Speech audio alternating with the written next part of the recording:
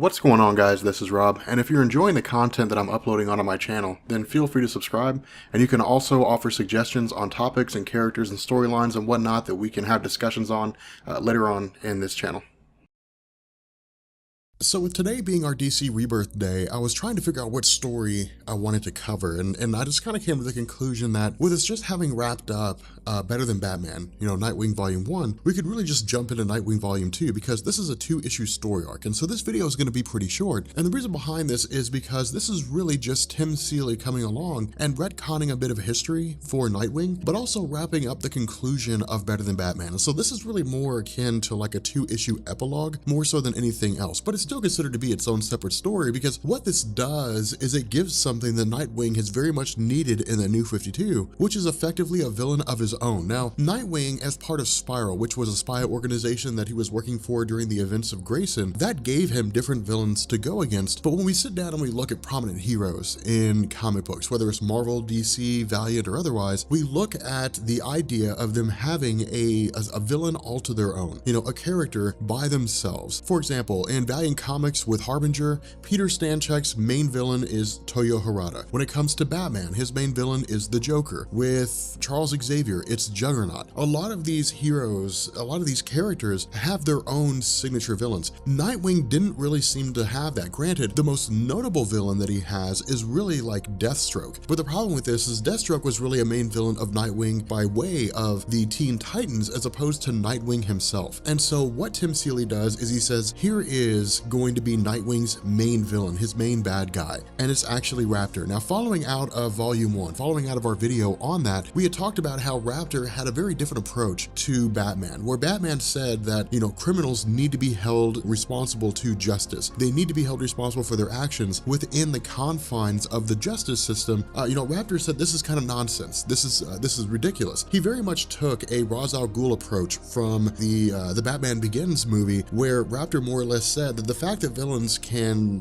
basically prey on the justice system to serve their time and then go free is the reason why they stay villains, because there's really no ultimate price to pay for their actions. The only time you would ever really see Batman kill a villain is if there was absolutely no other choice, if they were so incorrigible, or if they had such a measure of power that they threatened the existence of all things. But with the Joker, Penguin, Two-Face, it's routinely catching these characters, throwing them in Arkham Asylum, they escape in some form or another, and then they just kind of, repeats itself. It's just a dog chasing its tail. And while Batman does recognize that, while he does realize that he's basically just doing the same thing day in and day out, that's the role he plays. That's the part he plays as being a superhero in Gotham City. And so Nightwing had very much adopted this mantle, but what Tim Seeley does here is he basically kind of turns things on their head with regards to how Nightwing's going to perceive the world. Initially, we pick up with some of the Parliament of Owls, with a few members from the Parliament. The reason why we do this is because, again, the last story wrapped up with Dick Grayson and Raptor working together to bring down the Parliament of Owls, this worldwide version of the Court of Owls, and they had basically collected a book of wisdom from Dr. Leviticus, which had these coins that contained the identities of these different people from the Parliament of Owls. Now, the book of wisdom was handed over to Spiral, which decoded the book and then handed the information over to the authorities. The problem with this was that Raptor was a double agent. He basically used Dick Grayson, and he had used Dick Grayson on behalf of Cobra, a clandestine organization bent on world domination and looking to eliminate its own competitors. And because of the fact that the Parliament of Owls was a competitor, with Raptor working for Cobra,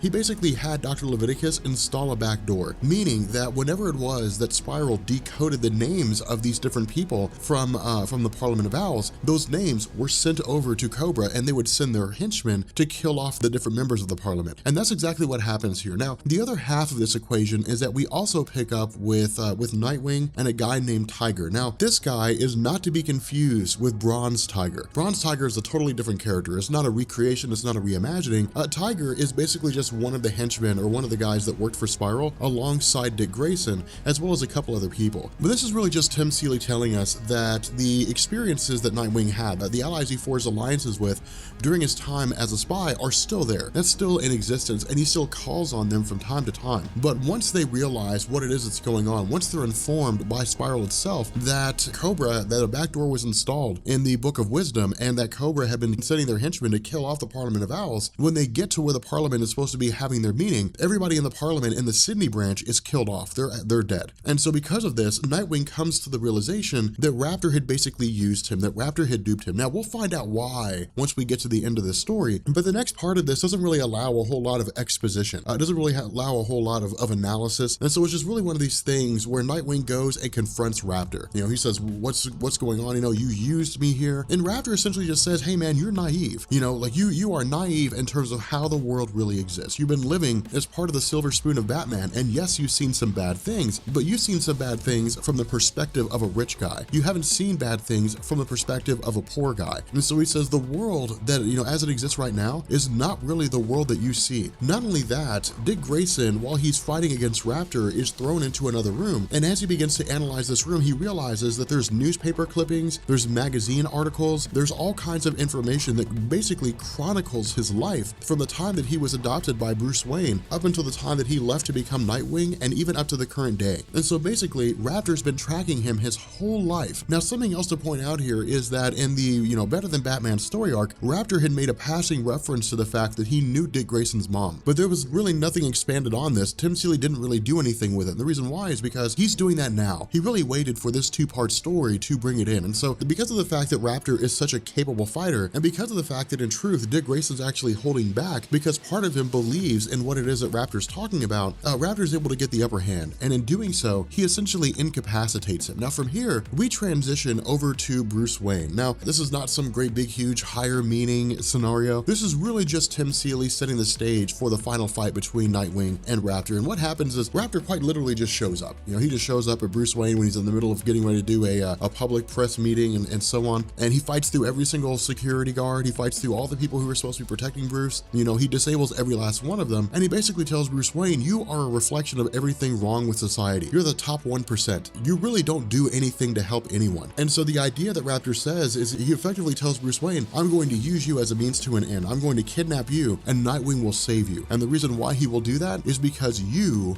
are Batman. And so this is really not, you know, Raptor telling Bruce Wayne, he knows who he is. He knows he's Batman. He knows the fact that he raised Bruce Wayne. Now, this is really seemed to be more akin to the fact that, you know, Raptor had just been watching them for so long, and it really just made sense, right? You know, it really seemed reasonable that Raptor watching them for so long that he would draw that conclusion. And that's usually what happens when it comes to these kind of characters in DC Comics. Whenever it comes to a situation whereby, you know, someone deduces the identity of Bruce Wayne as Batman, either it's someone who's been watching him for, you know, years, or it's someone who's wildly intelligent. And so what we do is we switch over to Nightwing as he's basically traveling back, you know, as he's going to locate Bruce Wayne. Now, initially Damian Wayne wants to join him, but Nightwing basically says no. This is a family affair. This is me and it's this guy. It's personal. And Damian Wayne respects him enough to say, okay, fine, then you go take care of him. Because in truth, Damian knows that when it comes down to it, Dick Grayson would sacrifice his life to make sure that Bruce Wayne lives. That's just who Dick Grayson is. That's the respect that he has for Bruce. Now, with regards to Bruce himself, Raptor basically just says, hey, like, I know everything about you guys. I've been watching you for years. There's no secret you have that I don't know. Not only that, he also says, I know all your tips and I know all your tricks. But as we know with Bruce Wayne, he always has an ace up his sleeve. Batman always has that one thing that no villain ever suspects. Now, outside of comics, and I imagine Batman fans might get a little irritated with me on this, but outside of comics in terms of writing, it's just a way to give Bruce Wayne an out. But you find that with every character. You find it with Superman, where he's green kryptonite's there, and then suddenly someone comes along and rescues, you know, takes the green kryptonite away. Superman's back at 100%, and he beats the bad guy. You know, you find that with the X-Men, you know, where they're all being totally defeated, and then some mutant comes out of nowhere and saves the day. You know, you find that in every single scenario. It's a way to create compelling stories, but it's also a way for a writer to ensure they don't write themselves into a hole. Not only that, Tim Seeley actually does this tastefully. For him, it's not really just like, hey, we just need to make sure that people know how cool Batman is. We have two publications coming out of DC right now to tell us how awesome Batman is. It's a self-titled line and it's Detective Comics. So Tim Seeley doesn't need to show us how cool Bruce Wayne is. He does this to illustrate a point about who Nightwing is at his very fundamental core. And we'll talk about that when we get to it. But with regards to the situation right now, Raptor has Bruce Wayne hooked to this chair and attached to a crane. And what he says is, because of your kidnapping, because you basically gave yourself up selflessly, your stock margins are skyrocketing because people are like, oh, Bruce Wayne's such a great guy. You know, your PR team, your marketing team, they're using this in order to bolster regards to the stock. And so he says, you're basically making money off people's emotions. You're making money off their empathy. This is why you're part of the problem. So he says, right now, your stocks are trading at around $150, $170 a share. When they reach $200 a share, then we're basically going to kill you. It's going to trigger a device, which is going to impale you with a spoon. Now, this is symbolic for Raptor. He says, Batman lives with a silver spoon at hand's reach. And he says, we are going to kill you with the very thing that you benefit from, the very thing that defines you, this silver spoon. Now, what's so ironic about this is that Raptor fights for the exact same thing that Batman does. He fights for those individuals who can't fight for themselves. He fights for the oppressed. He fights for the poor. Bruce Wayne does the exact same thing. The problem with this is that Raptor has been overcome with insanity, and that's really what happens here. We'll learn why here in a second. But of course, Dick Grayson arrives to fight on behalf of Batman or Bruce Wayne and save his life. Now, initially, the first thing he does is check and say, "Hey, man, are you cool?" And when Bruce Wayne says, "I've got this. Don't worry about it. I'll get things sorted out," Nightwing immediately turns his attention to Raptor. Of course, the other half of this is that Raptor literally activates the crane and sends Batman, 100 feet in the air. And so the idea is that even if Nightwing wanted to rescue him, he's distracted by Raptor right now. Now, with the fight between the two of them, this is really Raptor trying to explain his position, but Dick Grayson doesn't initially seem to be listening. And so what happens is Tim Seeley gives us this sort of secret origin of Dick Grayson in telling us that his mother was not the person he was led to believe. His mother was not some kindly individual who was part of the Flying Graysons, who died after a mobster wanted money from the circus owner from Haley. It wasn't the simple thing that Dick Grayson believed. Instead, Raptor himself as a child had contracted leprosy. And because he contracted leprosy, he was basically a pariah by his own people.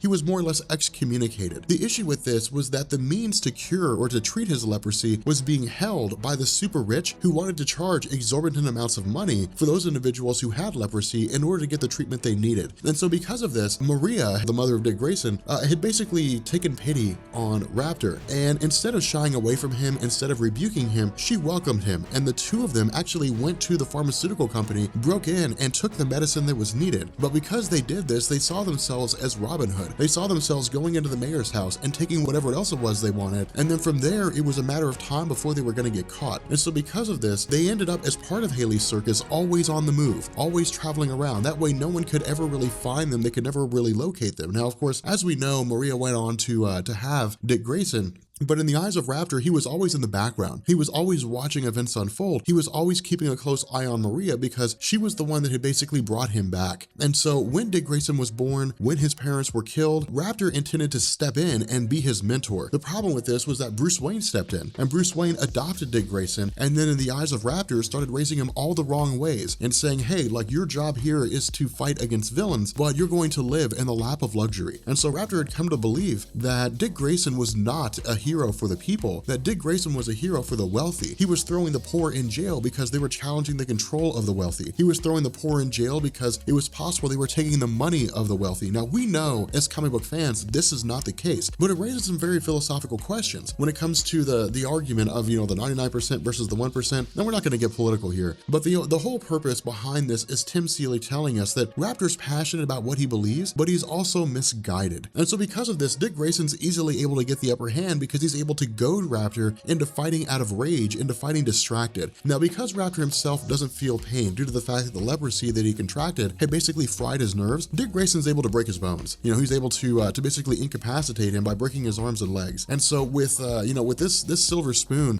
getting ready to impale Batman, Bruce Wayne, of course, with this trick up his sleeve, breaks out a bobby pin, and in doing so is able to pick the lock of this chair and avoid death by from being impaled by this spoon. But he's also 100-something feet up. And so what he does is he just drops. He jumps off the chair. Now, of course, Dick Grayson's there to catch him. Dick Grayson grabs him. The reason why this is important, and of course this immediately just picks up in the Batcave, but the reason why this matters is that as Raptor's being taken away, Dick Grayson says, all this happened because of me. All this happened because I so willingly allowed myself to trust a guy that I didn't know anything about. And Batman says, that's just part of being human. That's what makes you a good person. And he says, the way that I know you're a good person is because I didn't fall. The rope wasn't cut suicide. I didn't go falling to my death. I jumped. And the reason why I jumped is because I knew that you were going to be there to catch me. And so this is really just Bruce Wayne saying, you know, Nightwing, I trust you implicitly. I trust you with my life. And if Nightwing was really somebody who had just fallen from grace to such an extreme that there was no difference between him and a villain, then Batman wouldn't have made that decision. Batman wouldn't have made that choice. He would have just climbed down, basically. But it was Bruce Wayne reminding Dick Grayson of who he is. It was Bruce Wayne reminding Nightwing that, you know, that he's a hero. He's a good guy. That no matter what Raptor says, no matter, you know, what he talks about with the lap of luxury and so on and so forth, Raptor's the bad guy here. And that when it came down to making the choice between saving a life or taking a life, that while Dick Grayson could have killed Raptor, he didn't. And instead, he saved Bruce Wayne. So with that being said, guys, we're going to bring this to an end. This is actually a really good story. I was I really enjoyed this. I feel like, you know, some of the Nightwing writing that we're getting right now in DC Rebirth was much needed. I didn't mind Dick Grayson as a spy. It was a pretty cool story, but I feel like having him back in the role of Nightwing, which of course he'll actually go back to Bloodhaven too, but having Dick Grayson back in the role of Nightwing, it just kind of feels like it's where he needs to be. He's back where he belongs. I don't know if that makes any sense at all. I'm sure the super hardcore Nightwing fans will agree, but you know, it's, you know, with his character, where he is now, it feels like everything's in its proper place. Anyway, guys, if you're new here to Comics Explained, make sure you hit the sub button to become part of the Rob Corps. And if you guys enjoyed this video, drop a like and leave me a comment down below. Do you like what we're seeing with Nightwing in DC Rebirth? Because I'm kind of curious, but let me know what you guys think. And yeah, I will catch you all later. Peace.